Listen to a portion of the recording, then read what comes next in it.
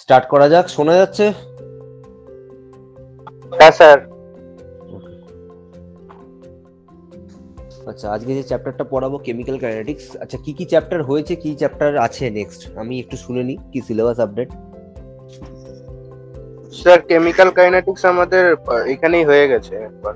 হয়ে গেছে। আচ্ছা, আর কি কি হয়েছে? অর্গানিক কিছু স্টার্ট হয়েছে?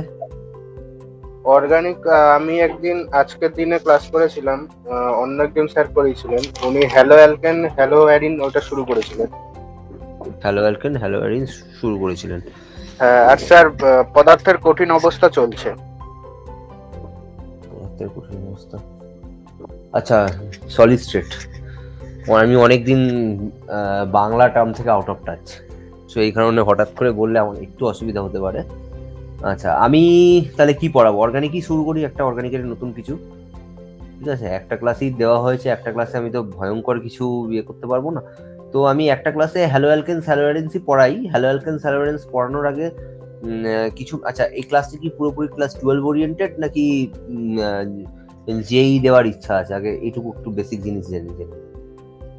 স্যার যেই যেই যেই কি ওয়েস্ট বেঙ্গল যেই নাকি যেই মেন্স যেই অ্যাডভান্স? স্যার আমি ওয়েস্ট বেঙ্গল যেই। আচ্ছা, বাকিরা? বাকিদের কোনো উত্তর নেই। ঠিক আছে, ওয়েস্ট বেঙ্গল যেই জন্যই সবাই মেনলি এখানে প্রিপেয়ার হচ্ছে। ঠিক আছে,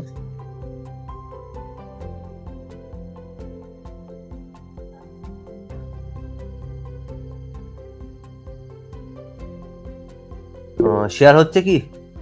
দেখা যাচ্ছে? না স্যার। দেখা যাচ্ছে না?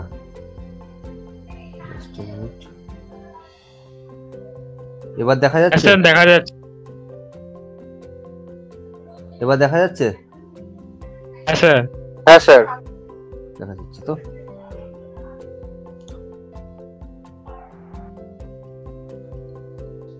আচ্ছা, প্রথমেই বলে রাখি, আমি কিন্তু ওই ধরা বাঁধা ওয়েস্ট বেঙ্গল জয়েন্টের সিলেবাসের বইয়ে যা আছে ওরকম ভাবে পড়াই না। ঠিক আছে, সেটা অর্গানিক হোক, ফিজিক্যাল কেমিস্ট্রি হোক বা ইনঅর্গানিক কেমিস্ট্রি হোক। হ্যাঁ, ফিজিক্যাল এবং ইনঅর্গানিকের ক্ষেত্রে চ্যাপ্টার ওয়াইজ বেশি ফলো করা হয়, কোনো রকম চেঞ্জেস হয় না। বাট অর্গানিক কেমিস্ট্রির ক্ষেত্রে আমি কিন্তু অ্যারোমেটিক কেমিস্ট্রি একটা আলাদা চ্যাপ্টার করে পড়াই। ঠিক আছে, অ্যারোমেটিক কেমিস্ট্রি একটা আলাদা চ্যাপ্টার করে পড়াই। একটা বেসিক জিনিস জিজ্ঞাসা আছে, কারো কোনো মেকানিজম সম্পর্কে কোনো আইডিয়া আছে? রিঅ্যাকশন মেকানিজম কিভাবে কি হয়, কার্বোক্যাটায়ন, এই সমস্ত কিছু নাম চেনা আছে? স্যার পড়েছিলাম। পড়েছিলাম। কার্বোক্যাটায়নের স্টেবিলিটি কিভাবে হয় সেটা সম্পর্কে কোনো আইডিয়া আছে? No sir. কোনো আইডিয়া নেই। তো হ্যালো অ্যালকেন্স হ্যালো অ্যারিন্স পড়ার আগে হ্যালো অ্যালকেন্স হ্যালো অ্যারিন্স বইয়ে যা আছে ওটা গতে বাঁধা মুখস্থ, কিন্তু ওটা ছাড়াও একটা তার পেছনে একটা কেমিস্ট্রি আছে, সেটা হলো স্টেবিলিটি অফ কার্বোক্যাটায়ন। সেটা আমাদের একটু জানতে হবে, আদারওয়াইজ কোশ্চেন করা যাবে, একটু কঠিন কোশ্চেন হলে আটকে যেতে হবে, এরকম ব্যাপার। ঠিক আছে, তো আমি প্রথমে কার্বোক্যাটায়ন এবং কার্বোক্যাটায়নের স্টেবিলিটি পড়াচ্ছি আজকে। এটা আছে হ্যালো অ্যালকেন্স চ্যাপ্টারের মধ্যে, বইয়ে হয়তো জাস্ট লেখা আছে কার্বোক্যাটায়নের স্থায়িত্ব হিসাবে, কার্বোক্যাটায়নের স্থায়িত্ব অমুক অমুক অমুক, এই এই এই কার্বোক্যাটায়ন কিভাবে রিঅ্যারেঞ্জমেন্ট করে, এই জিনিসটা লেখা আছে। এর পেছনে কেমিস্ট্রিটা ইন জেনারেল সমস্ত বইয়ে থাকে না। তো আমি প্রথমে ওইটা দিয়ে শুরু করাচ্ছি আজকে, ছোট্ট একটা ক্লাস, বেশি কিছু পড়াবো না, ওইটুকু জিনিস পড়িয়েই আজকের আমি ক্লাস এন্ড করব। ঠিক আছে, এটা কিন্তু অ্যাকচুয়ালি হ্যালো অ্যালকেন্স হ্যালো অ্যারিন্স চ্যাপ্টারের আন্ডারে, কোনো বাইরের কিছু না, কিন্তু এই জিনিসগুলো খুব কম জায়গায় পড়ানো হয়। ঠিক আছে, তো আমি প্রথমে লিখছি কার্বোক্যাটায়ন। ইংলিশে লিখতে কারো কোনো অসুবিধা নেই?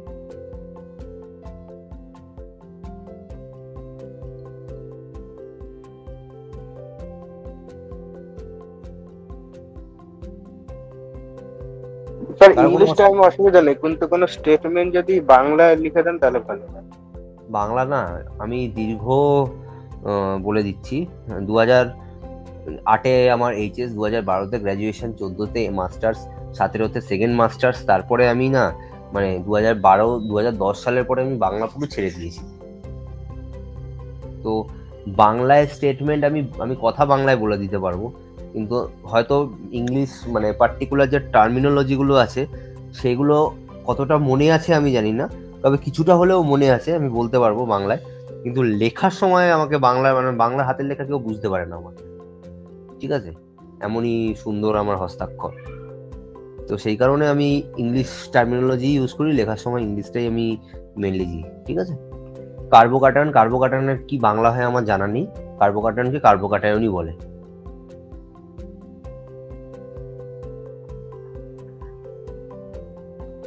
এবং আমি সবাইকে রিকোয়েস্ট করব বাংলা থেকে ধীরে ধীরে ধীরে ধীরে করে ইংলিশে টার্মিনোলজি হওয়া, বিকজ বাংলার গণ্ডিতে কিন্তু ওয়েস্ট বেঙ্গলের মধ্যে, ইন ফিউচার বাইরে যেতে হবে, ঠিক আছে।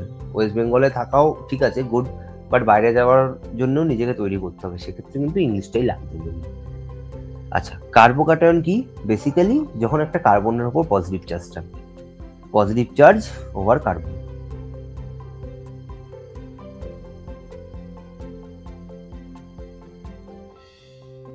মানে যখন কার্বনের ওপর কোনো পজিটিভ চার্জ থাকবে তখনই সেটাকে বলবো কার্বোকাটায়ন।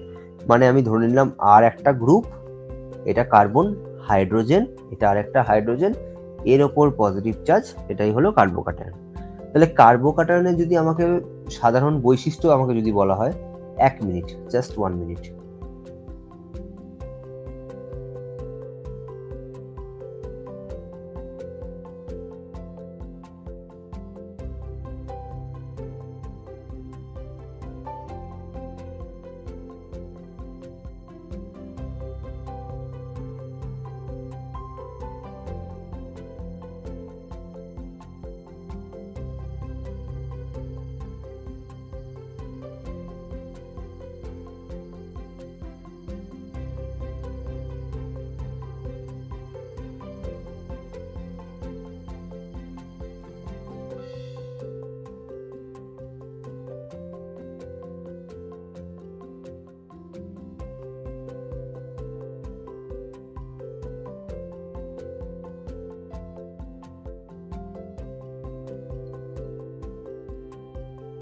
ওকে, সরি।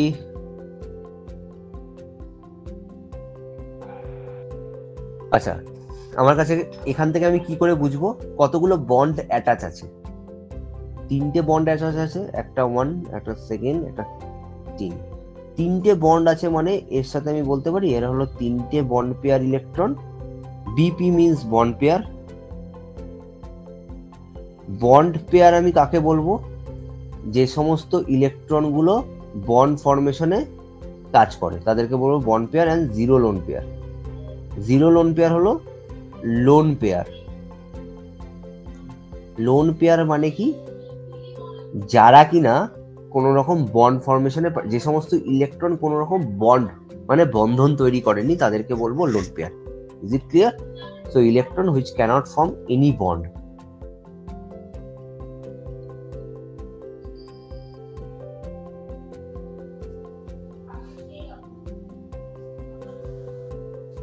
এনি বন্ড বোঝা গেছে? বন্ড পেয়ার আর লোন পেয়ারের মধ্যে তফাৎ কি? বন্ড পেয়ার হলো তারা যারা কিনা বন্ড ফরমেশন করে মানে বন্ধন তৈরি করে, যারা করে না তাদেরকে বলবো লোন পেয়ার। ক্লিয়ার? হ্যাঁ স্যার।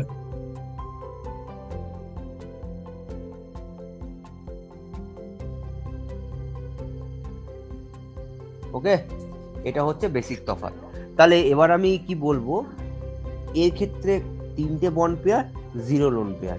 এবং ক্লাস 11-এ যদি হাইব্রিডাইজেশন বা সংকরায়ন পড়ে থাকো, এদের ক্ষেত্রে হাইব্রিডাইজেশন হয় sp2। sp2 কি? যারা কিনা প্ল্যানার স্ট্রাকচার। ওকে, তাহলে প্ল্যানার স্ট্রাকচার মানে এরা প্লেনে থাকে। তাহলে কোনো একটা নিউক্লিওফাইল বা কোনো নেগেটিভ চার্জ এর উপর থেকেও অ্যাটাক হতে পারে, প্লেনের উপর থেকেও অ্যাটাক হতে পারে, নিচের থেকেও অ্যাটাক হতে পারে। তাই জন্য এরা যে মিক্সচারটা দেয়, that is called racemic mixture.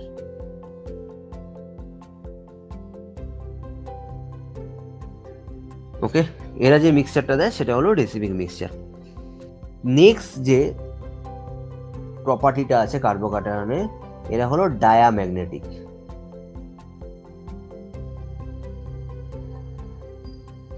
Diamagnetic in nature. এবার ডায়াম্যাগনেটিক প্যারাম্যাগনেটিক জিনিসটা আছে আমাদের atomic structure, class 11 second chapter. Atomic স্ট্রাকচারে ডায়াম্যাগনেটিক এবং প্যারাম্যাগনেটিক কনসেপ্ট আছে। প্যারাম্যাগনেটিক কি? যাদের অযুগ্ম number of electron, odd number electron বা অযুগ্ম ইলেকট্রন আছে তাদেরকে বলা হয় প্যারাম্যাগনেটিক। যাদের জোন নাম্বার যুগ্ম সংখ্যক ইলেকট্রন আছে তাদেরকে বলা হয় ডায়াম্যাগনেটিক। কার্বোক্যাটায়ন হলো এক ধরনের ডায়াম্যাগনেটিক স্পিসিস। এবার কার্বোক্যাটায়ন কিভাবে তৈরি হয়, হঠাৎ করে কার্বোক্যাটায়ন কিভাবে তৈরি হবে, এমনি তো তৈরি হবে না। আর আছে সিএল আছে। সিএল কি? কোনো একটা লিভিং গ্রুপ। আমি ধরে নিলাম হ্যালোজেন একটা লিভিং গ্রুপ, তাহলে কোনো একটা সলভেন্টের প্রেজেন্সে, ধরো ওয়াটার সলভেন্টের প্রেজেন্সে এই বন্ডটা ভেঙে যায়। এবার বন্ড ভাঙাটাও আবার দু রকমের হয়। কিভাবে হয়? এই যে বন্ড ভাঙা, এটাকে বলা হয় হেটেরোলিসিস। হেটেরোলিসিস মানে হলো এদের মধ্যে আর মানে এনি অ্যালকাইল গ্রুপ, আর can be any alkyl group, it can be CH3, methyl, ethyl, যে কোনো গ্রুপ হতে পারে। আমাকে দেখতে হবে কার্বন এবং ক্লোরিনের মধ্যে কার ইলেকট্রোনেগেটিভিটি বেশি। ক্লোরিনের ইলেকট্রোনেগেটিভিটি বেশি, তাই জন্য এই যে বন্ড পেয়ারের যে ইলেকট্রনগুলো আছে সেটা ক্লোরিন নিজের দিকে নিয়ে নেয়। তাহলে ক্লোরিন যখন নিজের দিকে ইলেকট্রন নেবে, এটা তৈরি করবে পজিটিভ চার্জ, ক্লোরিনের ওপর নেগেটিভ চার্জ। বোঝা গেছে? ক্লিয়ার? Yes sir. কোথাও বুঝতে অসুবিধা আছে এইটুকুতে? এবং না স্যার। এই যে তৈরি হলো R+, এটাই হচ্ছে কার্বোক্যাটায়ন। ওকে, আর যেটা বেরিয়ে গেল সেটাকে বলা হয় living group. Living group living group কি? যে সমস্ত গ্রুপ লিভ করে যায়, মানে পালিয়ে যায়, বেরিয়ে যায়, তাদেরকে বলা হয় লিভিং গ্রুপ। বোঝা গেছে? ক্লিয়ার? হ্যাঁ স্যার। আচ্ছা, এবার কার্বোক্যাটায়নের রিঅ্যারেঞ্জমেন্ট কিভাবে হবে এবং কার্বোক্যাটায়নের রিঅ্যারেঞ্জমেন্ট কেন হবে? কার্বোক্যাটায়নের রিঅ্যারেঞ্জমেন্ট হবে, ধরো আমার কাছে এরকম একটা কার্বোক্যাটায়ন হলো, এখানে যে হাইড্রোজেন আছে, একটা হাইড্রোজেন এখানে শিফট করে গেল। শিফট করে গেলে কার্বোক্যাটায়ন যেখান থেকে শিফট করলো তার উপর পজিটিভ চার্জ, এইভাবে তৈরি হলো। ঠিক আছে? এবার কার্বোক্যাটায়নের রিঅ্যারেঞ্জমেন্ট তখনই হবে যেন রিঅ্যারেঞ্জমেন্টের পরে এই কার্বোক্যাটায়নটা স্টেবিলিটি মোর স্টেবল হয়, মানে এর স্থায়িত্ব বৃদ্ধি পায় as compare to this one. Is it clear? Okay sir এটা আরেকবার বলবেন? কার্বোক্যাটায়নের রিঅ্যারেঞ্জমেন্ট মানে এই যে হাইড্রোজেনটা চলে গেল, কিভাবে যাচ্ছে না যাচ্ছে বলছি। এই যে কার্বোক্যাটায়নটা, হাইড্রোজেনটা এখানে চলে গেল, মানে পজিটিভ চার্জটা লাস্ট কার্বন থেকে মিডল কার্বনে চলে এলো। কেন হবে? তখনই হবে যখন রিঅ্যারেঞ্জমেন্টের পরে এই যে সেকেন্ড কার্বোক্যাটায়নে এটা যেন স্থায়িত্ব বৃদ্ধি পায়, means more stable as compare to this one, মানে এই কার্বোক্যাটায়নের স্টেবিলিটি এটার থেকে বেশি হয়, তখনই একমাত্র রিঅ্যারেঞ্জমেন্ট হবে। বোঝা গেছে? হ্যাঁ স্যার। ওকে, তাহলে আমি এখানে লিখতে পারি if carbocation rearrangement, if carbocation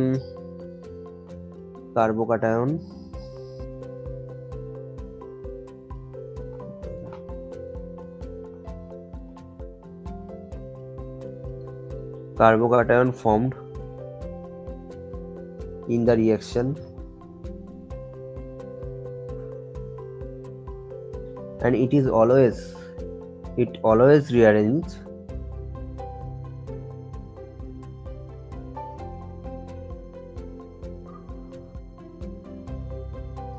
in a very fast manner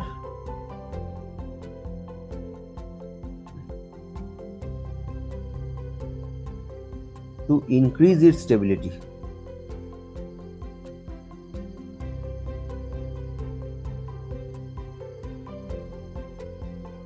ওকে, নাও এবার রিঅ্যারেঞ্জমেন্ট কিভাবে হবে? রিঅ্যারেঞ্জমেন্ট হয় 5 রকমের। The rearrangement takes place, the rearrangement can happens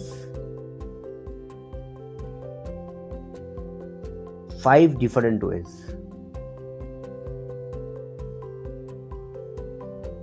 কি কি ওয়ে আছে? ফার্স্ট হলো হাইড্রাইড শিফট হতে পারে। হাইড্রাইড শিফট মানে হাইড্রোজেনের প্রতিস্থাপন। সেকেন্ড সেটা হলো অ্যালকাইল শিফট হতে পারে, মিন্স ইথাইল মিথাইল এই সমস্ত গ্রুপের প্রতিস্থাপন। থার্ড হলো ফিনাইল গ্রুপের শিফট হতে পারে। ফোর্থ রিং এক্সপানশন হতে পারে।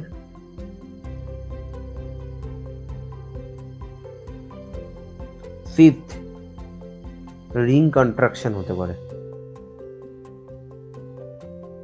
ওকে, এইগুলো পসিবিলিটিস আছে এবং কিভাবে রিঅ্যারেঞ্জমেন্ট হয় এক এক করে বলছি।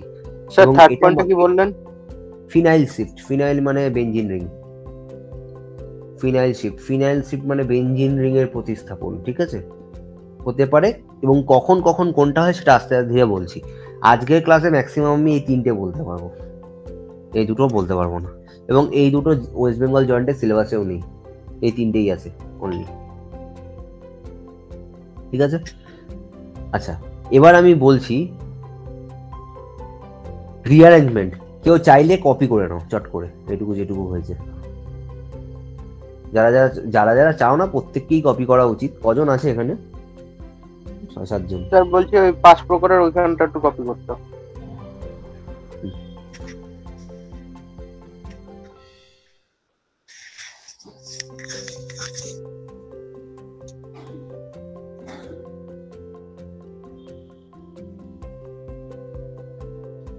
হ্যাঁ স্যার হয়ে গেছে।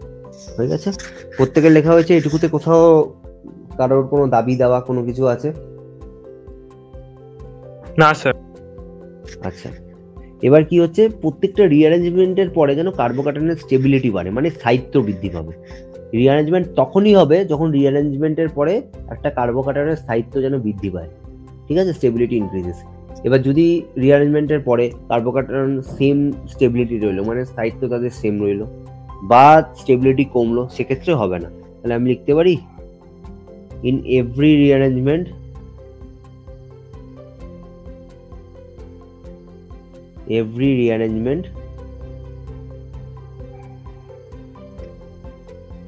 the stability of carbocation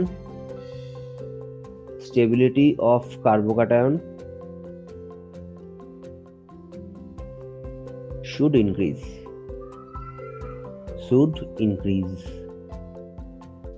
okay, clear? Now এবার কিভাবে রিঅ্যারেঞ্জমেন্ট হবে। ফার্স্ট আমি যাচ্ছি হাইড্রাইড শিফটের কনসেপ্ট।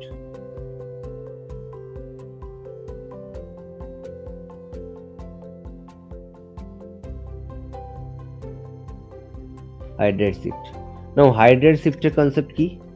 আমার কাছে এই একটা কার্বন আছে, কার্বনের সাথে CH3 গ্রুপ আছে, কার্বনের সাথে C2H5 গ্রুপ আছে, কার্বনের সাথে একটা হাইড্রোজেন আছে, এর সাথে CH2, তার উপর পজিটিভ চার্জ।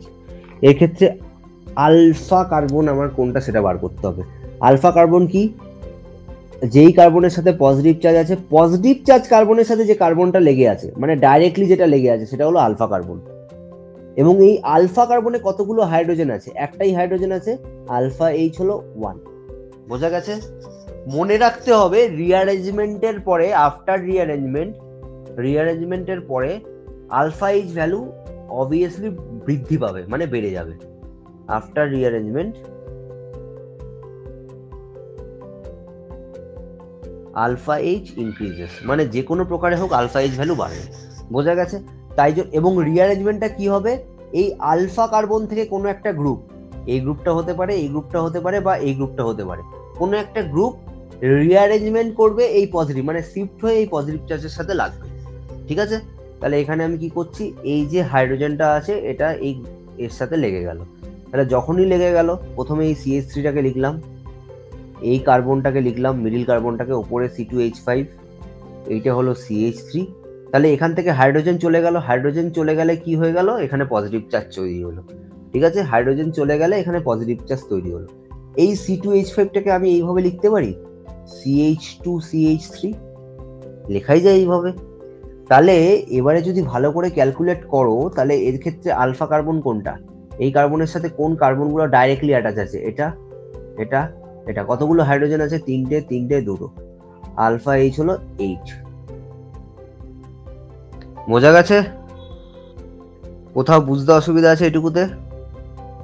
না স্যার। স্যার আলফা বলুন। আলফাটা হলো কার্বনের সাথে যে সমস্ত পজিটিভ চার্জ কার্বনের সাথে যে সমস্ত কার্বনগুলো লেগে আছে, সেটা হলো আলফা কার্বন। এবার এই আলফা কার্বনের সাথে কতগুলো হাইড্রোজেন আছে? 3টে, 3টে, 2টো, 8টা। তাহলে এখানে আলফা H1 ছিল, আলফা H হলো, তার মানে স্টেবিলিটি বৃদ্ধি পেল, তার মানে এই রিঅ্যারেঞ্জমেন্টটা অ্যালাউ। মনে রাখতে হবে প্রত্যেকটা রিঅ্যারেঞ্জমেন্টের পরে আলফা H ভ্যালু যেন বাড়ে। এই alpha H is none other than hyper conjugation. Class 11-এ হয়েছে, হাইপার কনজুগেটিভ স্ট্রাকচার, বোঝা গেছে? রেজোনেন্সের পরেই হাইপার কনজুগেশন ছিল। এইটুকু বোঝা গেছে? কোথাও বুঝতে অসুবিধা আছে? না স্যার। ওকে, কপি করে নাও, 1 মিনিট।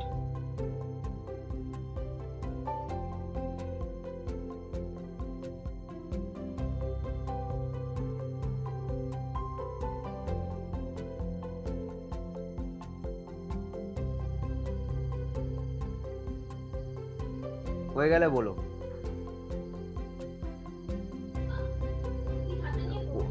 কোথায় কোনো বুঝতে অসুবিধা থাকলে জিজ্ঞেস করো। হ্যাঁ স্যার, হয়ে গেছে। হয়ে গেছে? স্যার বলছি হ্যাঁ। যে এই ক্ষেত্রে যে একটা প্লাস কার্বন হলো, তো এটাকে স্থায়িত্ব বৃদ্ধি করা যাবে না আবার?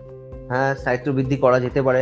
এখান থেকে কোনো একটা হাইড্রোজেনকে যদি তুমি ট্রান্সফার করো, তাহলে পজিটিভ চার্জ এখানে চলে এলো, তাহলে আলফা এইচ কত দেখো। আচ্ছা, এটাকেই আমি করে দেখি। কার্বনটা কিরকম ছিল? CH2। মনে রাখবে, যাবতীয় রিঅ্যারেঞ্জমেন্ট কিন্তু আলফা কার্বনের রেসপেক্টে হবে। আচ্ছা স্যার, বলছি যেটা CH3 হয়েছে সেখান থেকে কি আনলে স্টেবিলিটি তো একই হবে, তাহলে তো সেটা করা যাবে না। তাহলে সেটা তো এখানে চলে আসবে, প্রথমটার মতো চলে আসবে। স্যার ওটা কি করা যাবে? না, তুমি এখান থেকে দেখো, একটা হাইড্রোজেনকে আমি এখানে নিয়ে গেলে কি হলো? হাইড্রাইড শিপ থেকে এরকম ভাবে লেখে, হাইড্রোজেন মাথায় পাখি উড়ে যাচ্ছে, এরকম ভাবে ছোটবেলায় আঁকতাম এরকম ভাবে। তাহলে এইখানে একটা হাইড্রোজেন চলে এলো, এখানে একটা CH3 চলে এলো। এই কার্বনটার থেকে যেখান থেকে চলে গেছে সে দুঃখ পেয়ে গেছে, পজিটিভ চার্জ চলে এলো, ভালো কথা। তাহলে এবার আলফা এইচ ক্যালকুলেট করো। পজিটিভ চার্জের পরেরটা হলো আলফা। আলফা এইচ কত হচ্ছে? 4। আলফা এইচ এর ভ্যালু এখানে কত ছিল? 8। আলফা এইচ এর ভ্যালু কমে গেল, কখনোই অ্যাপ্লিকেবল নয়, বোঝা গেছে? আলফা এইচ এর ভ্যালু কমা অ্যাপ্লিকেবল, একটা দুটো কেস আছে, ঠিক আছে? হ্যাঁ স্যার। কোথাও বুঝতে অসুবিধা থাকলে বলো।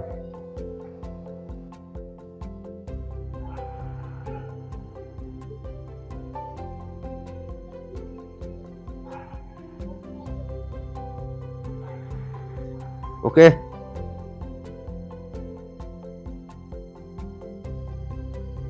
হ্যাঁ স্যার।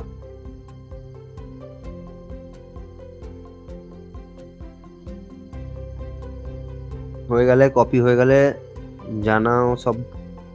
নেক্সট ইয়েতে যাচ্ছি।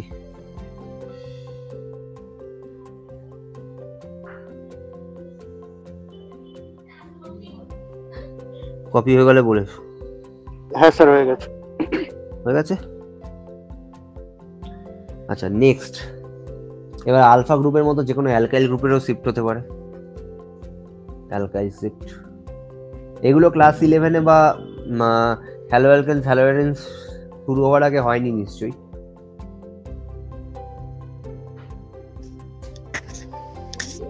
আচ্ছা, এর ক্ষেত্রে কি হচ্ছে, আমি আবার এরকম ভাবে লিখলাম, সি এর সাথে CH3H CH2। তাহলে প্রথমে কি করব? ফার্স্ট কাজ হলো আলফা কার্বন ফাইন্ড করা। আলফা কার্বন থেকে আলফা এইচ কত হচ্ছে? 1। তাহলে ফার্স্ট পসিবিলিটিস কি? এই যে হাইড্রোজেনটা আছে, হাইড্রোজেনটা শিফট হয়ে গেল। শিফট হয়ে গিয়ে কি হলো? হাইড্রোজেন যখন শিফট হয়ে গেল, প্রথমে এই CH3টাকে লিখলাম, কার্বন CH3 পজিটিভ চার্জ। তাহলে এখানে আলফা কার্বন কোনটা? এটা আলফা কার্বন, এটা আলফা কার্বন, এটা আলফা কার্বন। আলফা এইচ হলো 9, বোঝা গেছে? Hydrogen shifting. অ্যালকাইল শিফটিং মানে হলো এই যে ফিনাইল মিথাইল এত যে গ্রুপ আছে, যে কোনো একটা গ্রুপকে, আলফা কার্বনে কি কি গ্রুপ আছে? দুটো মিথাইল আছে, যে কোনো একটা মিথাইল গ্রুপ শিফট হয়ে গেল। মিথাইল শিফটকে আমি কি করে লিখলাম? মিথাইল শিফটিং CH3, C এর সাথে H, এই কার্বনের সাথে H লেগে আছে, সেটাকে লিখলাম। এখানে CH2 ছিল, এর সাথে CH3 যোগ হয়ে গেল, পজিটিভ চার্জ এখানে। তাহলে আলফা কার্বন কত? এখানে আলফা কার্বন ক্যালকুলেট করে হলো 5, বোঝা গেছে? তাহলে এর মধ্যে কোন রিঅ্যারেঞ্জমেন্টটা অ্যালাউ, কোন রিঅ্যারেঞ্জমেন্টটা অ্যালাউ না? ডেফিনেটলি দুটোই অ্যালাউ। 1 থেকে 5 হচ্ছে এটাও অ্যালাউ, 1 থেকে 9 হচ্ছে এটাও অ্যালাউ, কিন্তু শিফটিং প্রায়োরিটি মানে কোনটা আগে হতে চাইবে? হাইড্রোজেনটা শিফটিং আগে হতে থাকবে, বিকজ এখানে আলফা এইচ এর ভ্যালু অনেক বেশি। ওকে, কোথাও বুঝতে অসুবিধা আছে? না স্যার। ওকে, ক্লিয়ার?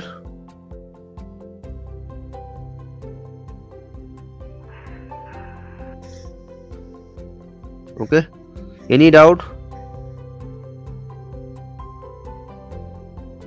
কপি করে নাও।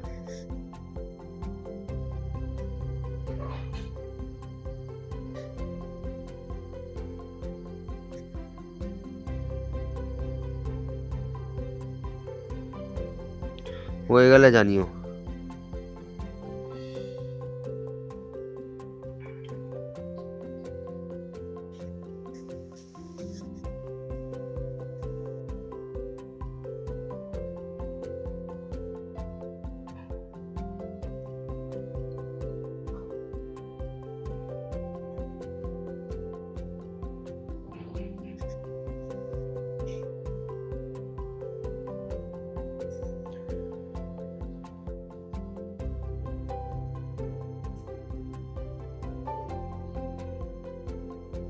হ্যাঁ স্যার, হয়ে গেছে।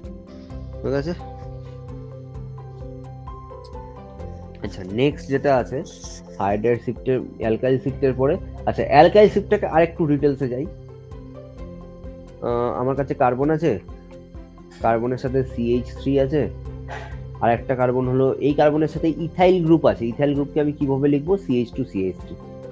সেম কার্বনের সাথে আমার কাছে প্রোপাইল গ্রুপ আছে, CH2 CH2 CH3, আর এখানে পজিটিভ চার্জ।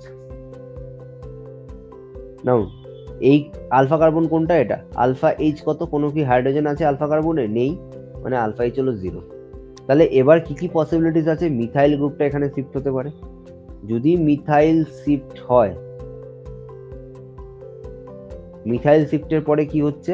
আমি প্রথমে ইথাইল এই সাইডের গ্রুপটাকে লিখলাম CH2 CH3, এই কার্বনটা থেকে চলে গেল, এখানে CH2 CH3 চলে গেল, আর নিচেরটা যেমন ছিল CH2 CH2 CH3। নাও এবার আমাকে বলো আলফা এইচ কত আছে? What should be the alpha H? কেউ বলো আলফা এইচ কত আছে এখন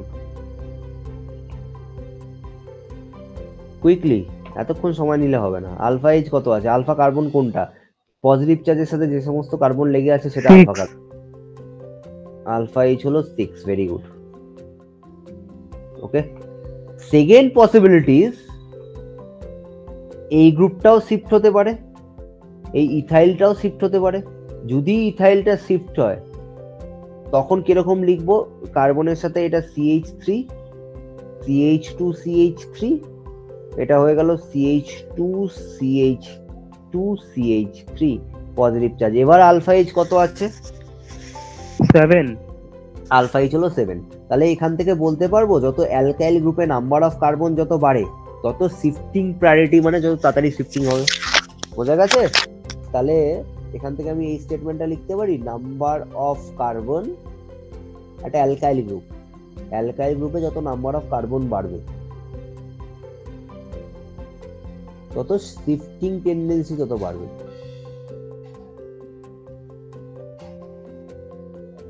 টেন্ডেন্সি ইনক্রিজেস। তাই জন্য priority order of shifting, priority order মানে কোন শিফটিংটা আগে হবে, অর্ডার অফ শিফটিং। সবচেয়ে প্রথমে হবে হাইড্রাইড শিফটিং, দেন হবে যে কোনো অ্যালকাইল গ্রুপে, সরি দেন হবে ফিনাইল গ্রুপের শিফটিং। ফিনাইল শিফটিং এখনো পড়ানো হয়নি, পড়াচ্ছি। ফিনাইল শিফটিং, দেন হবে কোনো অ্যালকাইল গ্রুপের শিফটিং। এবার অ্যালকাইল গ্রুপের নাম্বার অফ কার্বন যত বাড়বে means propyl group, PR means propyl group, propyl shifting first হবে, দেন ইথাইল শিফটিং, দেন মিথাইল শিফটিং এক্সেট্রা। বোঝা গেছে? হ্যাঁ স্যার। কপি করে নাও চট করে। এগুলো কি আগে হয়েছিল কখনো? না স্যার। ওয়েস্ট বেঙ্গলে এই একটা সমস্যা।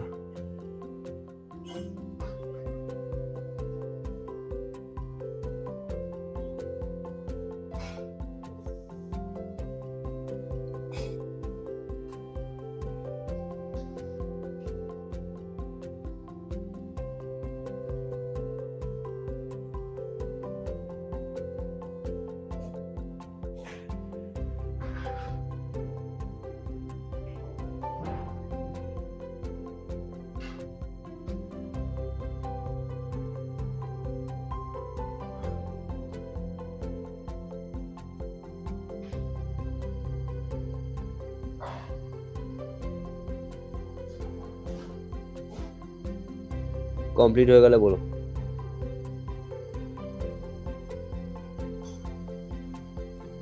স্যার একটু নিচের দিকে করুন।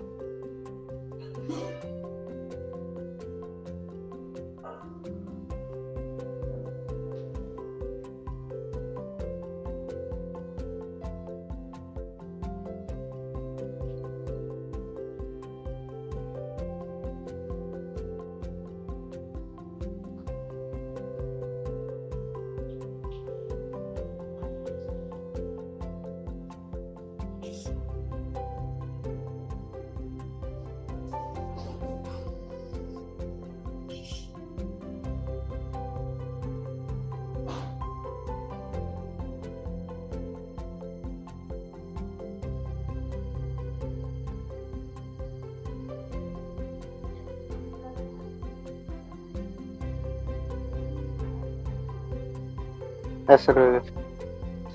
হয়ে গেছে। আচ্ছা, নেক্সট হলো ফিনাইল শিফটিং। ফিনাইল শিফটিং ওই হাইড্রোজেন শিফটিং, অ্যালকাইল শিফটিং সবকিছুর মতোই অলমোস্ট সেম।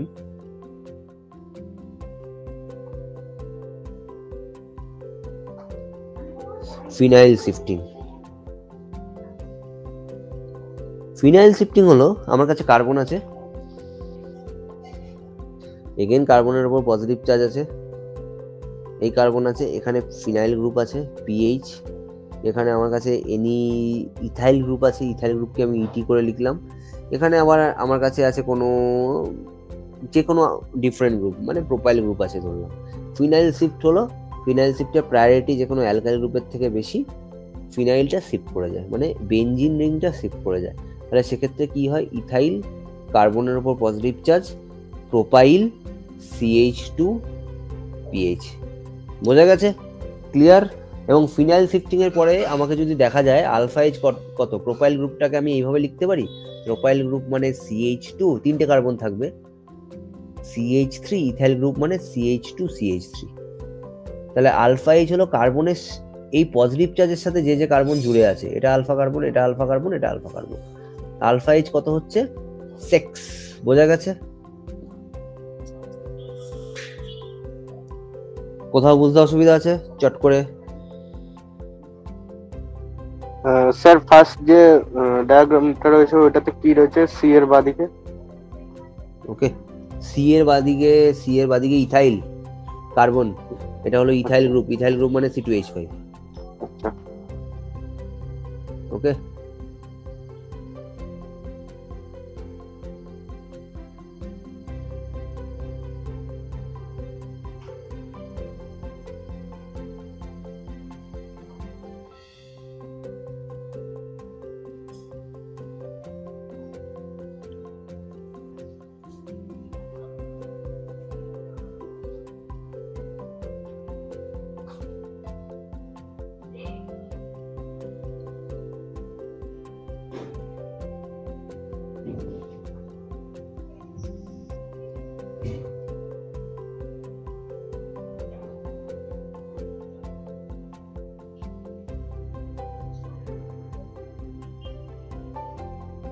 কমপ্লিট হয়ে গেলে বলো।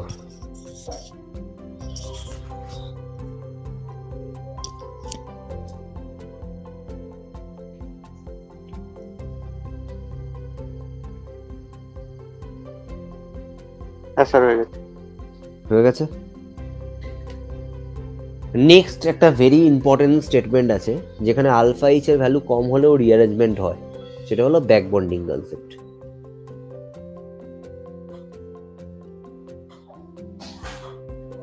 কারোর কোনো ল্যাঙ্গুয়েজ প্রবলেম হচ্ছে বা কিছু হচ্ছে একবার খোঁজ নিয়ে নি।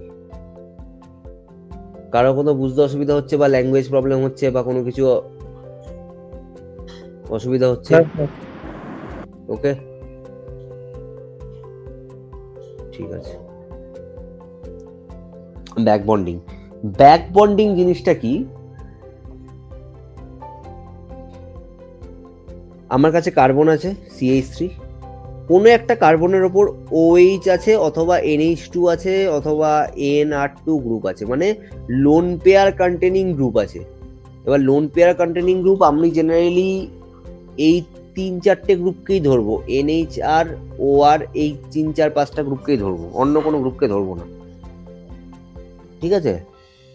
এটার সাথে কোনো একটা গ্রুপ আছে, ধরে নিলাম একটা হাইড্রোজেন আছে, কিছু একটা আছে, এই কার্বনের সাথে CH2 আর CH সঙ্গে বেনজিন রিং। নাও এই কার্বনটা বেনজিন রিং এর সাথে রেজোনেন্সেও পার্টিসিপেট করছে। রেজোনেন্সে পার্টিসিপেট করার জন্য অলরেডি কার্বনটা স্টেবল, বাট তা সত্ত্বেও রিঅ্যারেঞ্জমেন্ট হবে কিভাবে? এই যে হাইড্রোজেনটা আছে, হাইড্রোজেনটা এখানে শিফট করলো, তাহলে হাইড্রোজেন শিফট করা মানে কি? হাইড্রাইড শিফট হলো। তাহলে পজিটিভ চার্জটা ঠিক কোথায় এলো? CH3 আছে, এই কার্বন, এর ওপর OH OR NH2 NHR NR2 CH2, এখানে বেনজিন রিং, পজিটিভ চার্জটা এর ওপর এলো। ব্যাক বন্ডিং হলো কার্বনের ওপর পজিটিভ চার্জ মানে কি? sp2 হাইব্রিডাইজেশন, মানে একটা p অরবিটাল এখনো ভ্যাকেন্ট, দুটো p অরবিটাল পার্টিসিপেট করেছে রিঅ্যাকশনে, মানে দুটো p এর কক্ষক পার্টিসিপেট করেছে, একটা p কক্ষ এখনো খালি আছে পুরো। তো এখানে আমি বলতে পারি 1p orbital is totally vacant.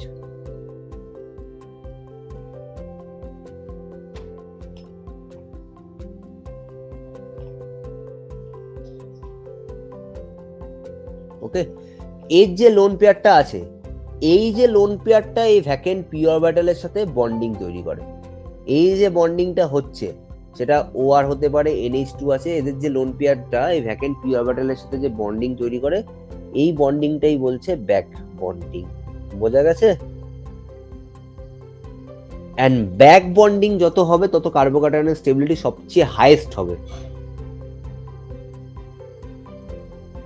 Back bonding increases the stability of carbocation.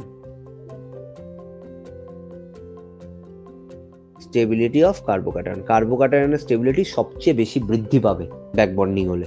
Clear?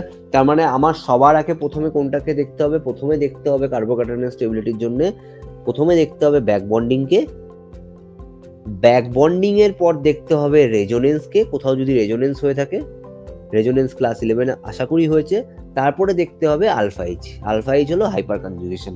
বোঝা গেছে? এবং মনে রাখবে রিঅ্যারেঞ্জমেন্ট হবে সবসময় যেখানে পজিটিভ চার্জ আছে তার পাশের কার্বনটা যেটা যেন sp3 হাইব্রিডাইজেশনের হয়, অন্য কোনো হাইব্রিডাইজেশন হলে কিন্তু হবে না। তুমি বলতেই পারতে স্যার এখান থেকে কেন হলো না? প্রথমত এই কার্বনে কোনো হাইড্রোজেন নেই, আর যদি থাকতো তাতেও হতো না, বিকজ এটা sp2। ক্লিয়ার?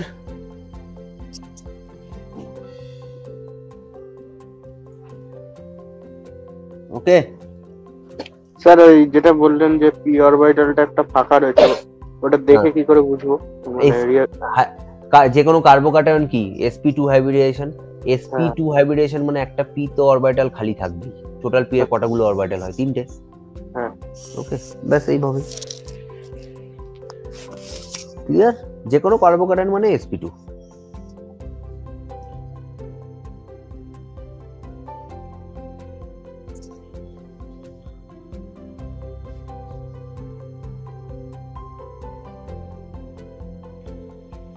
হয়ে গেলে জানিও, কোশ্চেন অ্যান্সার কিছু করতে দেবো, নিজেদের করতে হবে। আমি দুটো করিয়ে দেবো, তারপরে দুটোর পরে আমি আর করাবো না, তোমাদের করতে হবে। টাইম দেবো 10টা মিনিট, অ্যান্সার করে এখনই করতে হবে সেটা।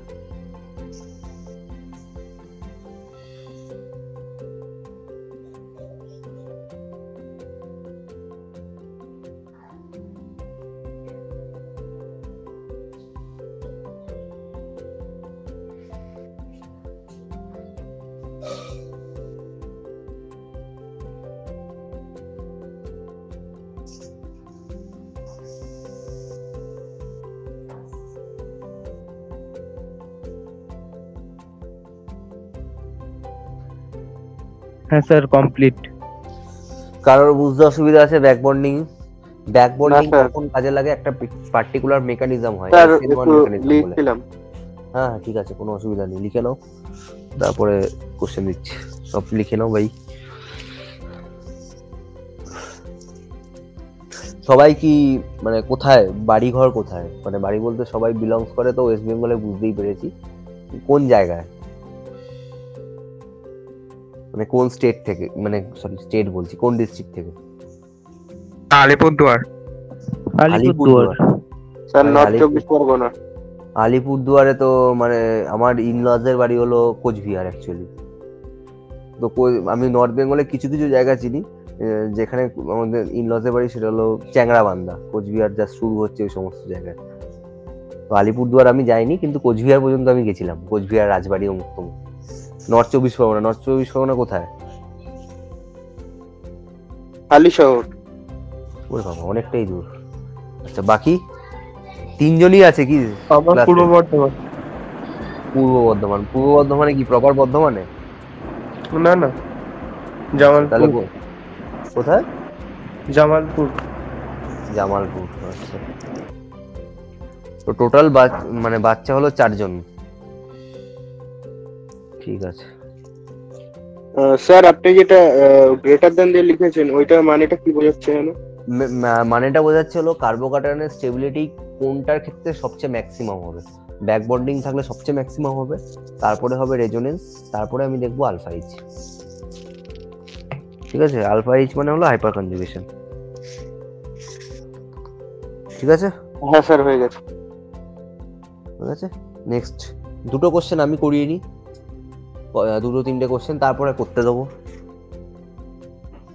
ফার্স্ট কোশ্চেন আমার কাছে এরকম যদি থাকে, মানে কোশ্চেনটা আমি লিখছি, মানে কোশ্চেনটা হলো এরকম, রিঅ্যারেঞ্জমেন্টের পরে মোস্ট স্টেবল কার্বোকাটায়নকে ড্র করো। Draw the structure of most stable carbocation. STR dot means structure of more stable।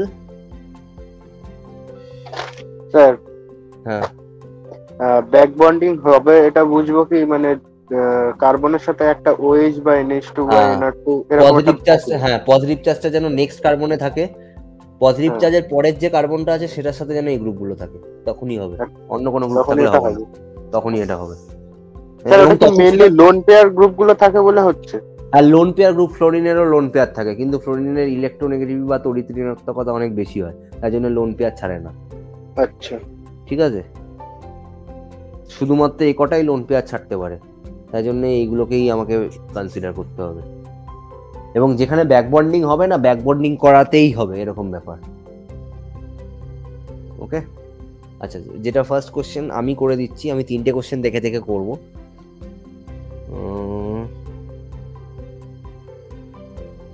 Okay,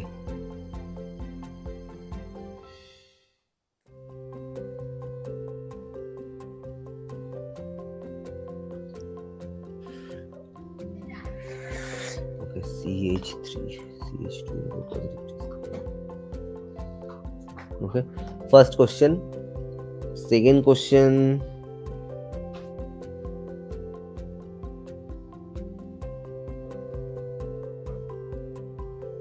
third question,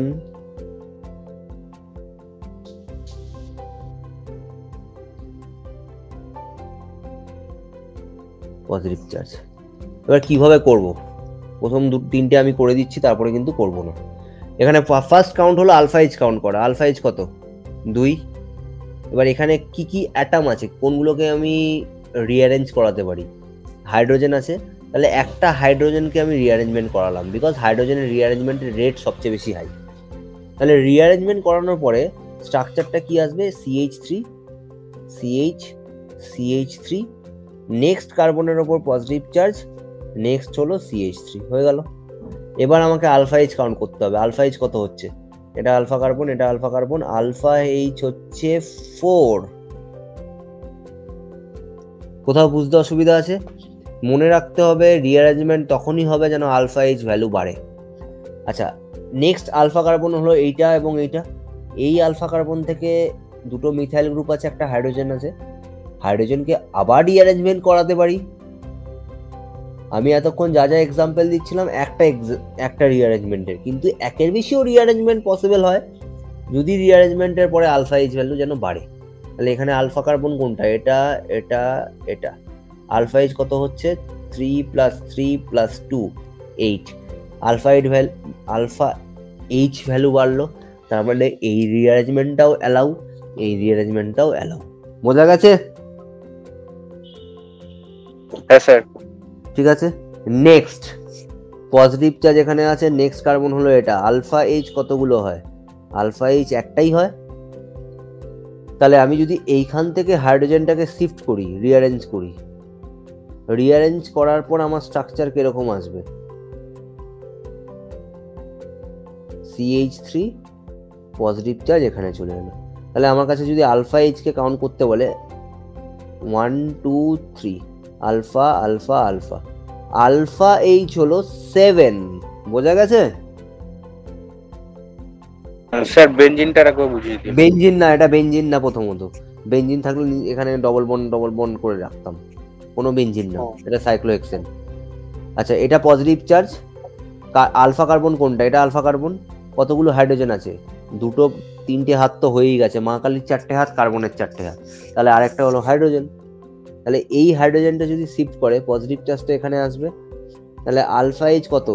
এটা আলফা কার্বন, এটা আলফা কার্বন, এটাও আলফা কার্বন। আলফা এইচ হলো 3 + 2 + 2, আলফা এইচ হলো 7। বোঝা গেছে? তার মানে আলফা এইচ বেড়েছে। আলফা এইচ যদি বাড়ে তাহলে রিঅ্যারেঞ্জমেন্ট হবে, না বাড়লে হবে না।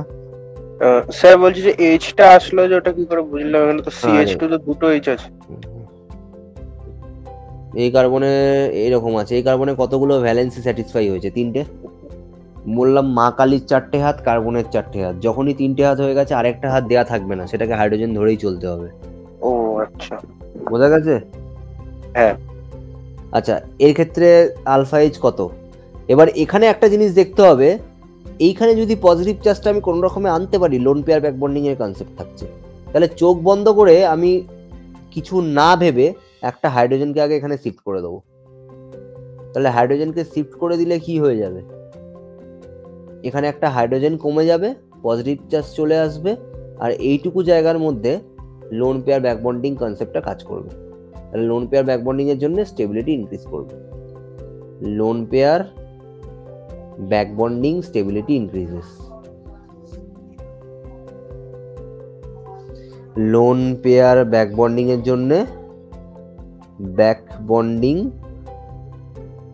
জন্য স্টেবিলিটি ইনক্রিজ করবে। কোথাও বুঝতে অসুবিধা আছে?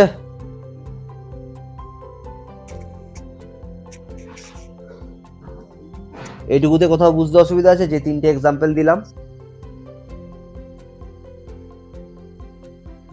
হ্যালো, না স্যার। ঠিক আছে, কপি করে নাও, নেক্সট কোশ্চেন অ্যান্সার দিচ্ছি।